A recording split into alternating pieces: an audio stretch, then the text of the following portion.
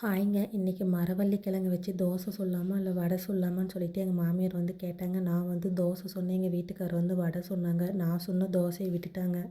பையன் வந்து வடை கேட்டுட்டானே, பையன் மாத்தி செஞ்சா சாப்பிடாம போயிருவான்னு சொல்லிட்டு நான் சொன்ன தோசைய விட்டுட்டு வடை செய்ய ஆரம்பிச்சுட்டாங்க. சரி எது எப்படியோ நம்மளுக்கு சாப்பிட்றதுக்கு ஸ்நாக்ஸ் வந்தா போதும்னு நானும் ஓகே சொல்லிட்டேங்க. இந்த மாரி ரெசிபி எல்லாம் செய்யும்போது எங்க மாமியார் வந்து ஒவ்வொரு டைமும் சொல்லுவாங்க, "நெக்ஸ்ட் டைம்லாம் நான் செஞ்சு தர மாட்டேன். நீங்களே தான் பழகிக்கணும்."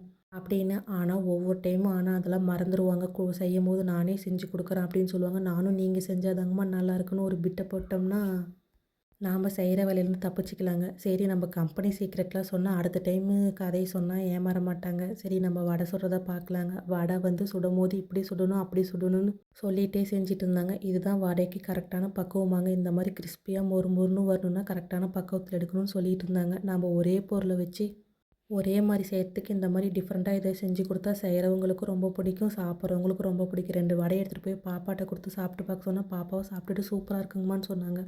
நீங்களும் இந்த மாரி ஏதாவது பொருள வச்சு டிஃப்ரெண்ட்டா ட்ரை பண்ணியிருக்கீங்களான்னு மறக்காம சொல்லுங்க. மறுபடியும் அடுத்த வீடியோல பார்க்கலாங்க. பாய்.